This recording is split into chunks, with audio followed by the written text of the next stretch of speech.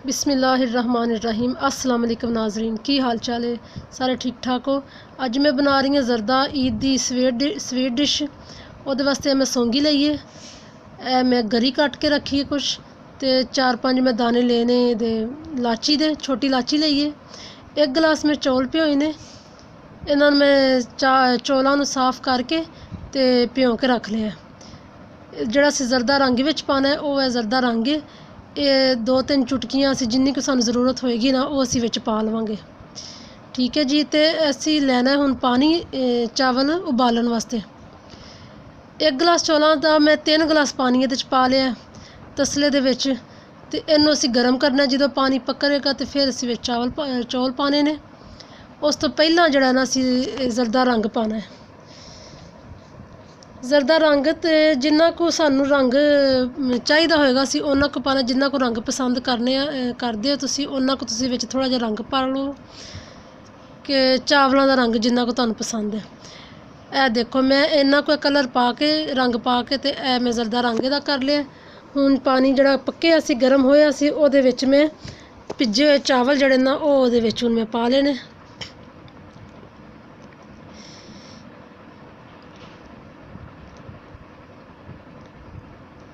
ये हुण चावल असी इस पानी दे विच ना गालने ने।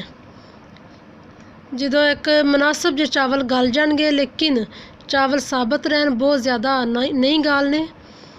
एक पूरे जो गल जाएंगे कि थोड़ी जी कनी उन्होंने रह जाएगी तो फिर असी चुल्हा बंद करना है। ए वेखो बड़ी अच्छी तरह चावल पक रहे हैं। इन्होंने असी ज़रा तेज़ आँच ते पका रहे हैं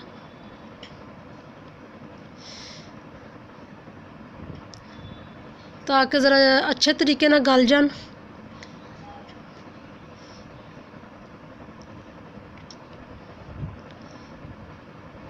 चावल साढ़े हुण तकरीबन गल चुके ने। इन्हां नूं असीं हुण पानी नूं नतार लेना है क्योंकि बहुत ज़्यादा चावल नहीं गालने। इस तो फौरी तौर पर पानी नूं नतार लईए। हुण किसी भी छलनी या किसी टोकरी च ना ते चावल पा के तो उन्हां दा पानी नतार लवो। ऐसे चावलों दा पानी तार के ते रख लेने। तो हुण असी उधर लाची जिहड़ी है ना ओनू इहदे च तेल च घ्यो च कड़क कर लईए, ज़रा फ्राई कर लईए।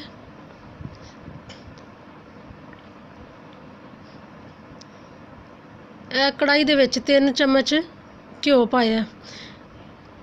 मिठा कोई भी मिठा जिहड़ा हुंदा ना स्वीट डिश ਉਹਦੇ वास्ते घ्यो जिहड़ा ना ਉਹਦਾ जायका बड़ा अच्छा हुंदा है। कोशिश करिया करो कि कुकिंग आयल की बजाय घ्यो इस्तेमाल करिया करो। आयल का जायका जिहड़ा तेल हुंदा है ਉਹਦਾ जायका इन्ना अच्छा ਉਹਦੇ 'ਚ नहीं आउंदा, ते ਇਹਦਾ घ्यो का जायका बड़ा अच्छा हुंदा है। इस तो कोई भी मिठी चीज़ बनाओ ना तो ਉਹਦੇ 'ਚ घ्यो पाया करो। हलवा बनाओ, सेवियां बनाओ या चौल बनाओ मिठे, कोई भी शै बनाओ तो घ्यो का ही विच मज़ा आंदा है। जी लाची के दाने जिहड़े असीं पाए सन ना ਉਹ ਅਸੀਂ ਹੁਣ ਇਹਦੇ ਵਿੱਚ फ्राई पे करने घ्यो दे विच।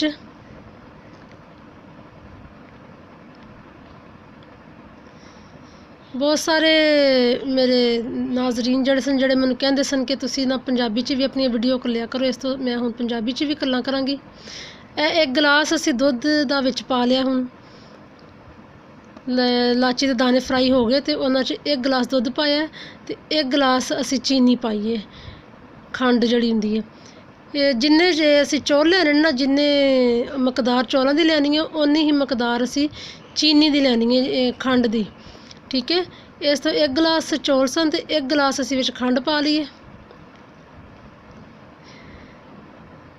ये हुण जो खंड सारी विच घुल जाएगी दुੱਧ दे विच तो फिर असीं विच बाकी चीज़ां पा देंगे। जिस तरह हुण मैं विच पा दित्तियां ने गरियां ते सौंगी भी विच सुट दईए। ए लो जी सौंगी भी सुट दी है दुੱਧ विच।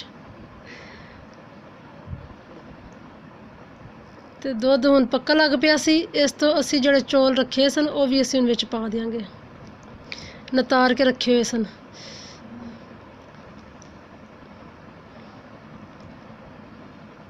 ए भी उस दुੱਧ वाले शीरे दे विच असां चावल पा दिते ने।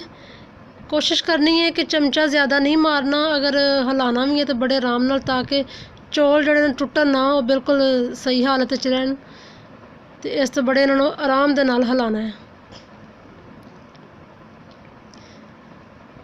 ਇਹ ਵੇਖੋ ਜੀ ਚਾਵਲ ਬਣ ਰਹੇ ਨੇ। 1 ਗਲਾਸ ਦੁੱਧ ਜਿਹੜਾ ਪਾਇਆ ਸੀ ਉਹ ਹੁਣ ਖੁਸ਼ਕ ਹੋ ਰਿਹਾ। ਜੋ ਹੀ ਇਹ ਖੁਸ਼ਕ ਹੁੰਦਾ ਹੈ ਤੇ ਅਸੀਂ ਇਹਨੂੰ ਫਿਰ ਦਮ ਤੇ ਰੱਖਣਾ ਹੈ। 5 ਕੁ ਮਿੰਟ ਲੱਗਣਗੇ ਇਹਨੂੰ ਖੁਸ਼ਕ ਹੋਣ 'ਚ। ਇਹ ਵੇਖੋ ਜੀ, ਇਹ ਸਾਰਾ ਵਿੱਚੋਂ ਉਹ ਜਿਹੜਾ ਸੀ ਦੁੱਧ ਖੁਸ਼ਕ ਹੋ ਗਿਆ। ਬਿਲਕੁਲ ਚਾਵਲ ਹੁਣ ਦਮ ਵਾਸਤੇ ਤਿਆਰ ਨੇ। ਇਹਨਾਂ ਨੂੰ ਅਸੀਂ 20 ਜਾਂ 25 ਮਿੰਟ ਤੱਕ ਨਾ ਦਮ ਤੇ ਰੱਖ ਦੇਣਾ। ਬਿਲਕੁਲ ਹਲਕੀ ਆਂਚ ਤੇ ਇਹਨਾਂ ਨੂੰ ਦਮ ਤੇ ਰੱਖ ਦੇਣਾ। ਇਹ ਦੇਖੋ ਜੀ, ਇਹ ਦਮ ਤੋਂ ਬਾਅਦ ਚਾਵਲ ਨੇ ਬਿਲਕੁਲ ਤਿਆਰ। ਇਹ ਵੇਖੋ ਬੜੇ ਸੋਹਣੇ, ਬਿਲਕੁਲ ਸਾਬਤ ਚਾਵਲ, ਟੁੱਟੇ ਵੀ ਨਹੀਂ ਹੈ। ਬੜੇ ਸੋਹਣੇ ਲੰਬੇ ਲੰਬੇ ਚਾਵਲ ਨਜ਼ਰ ਆ ਰਹੇ ਨੇ। ਦੁਆਵਾਂ 'ਚ ਯਾਦ ਰੱਖਿਆ ਜੇ ਤੇ ਮੈਨੂੰ ਜ਼ਰੂਰ ਦੱਸਿਆ ਜੇ ਕਿ ਤੁਹਾਨੂੰ ਮੇਰੀ ਪੰਜਾਬੀ 'ਚ ਵੀਡੀਓ ਕੈਸੀ ਲੱਗੀ ਹੈ, ਤੇ ਮੇਰਾ ਚੈਨਲ ਜ਼ਰੂਰ ਸਬਸਕ੍ਰਾਈਬ ਕਰਿਆ ਜੇ।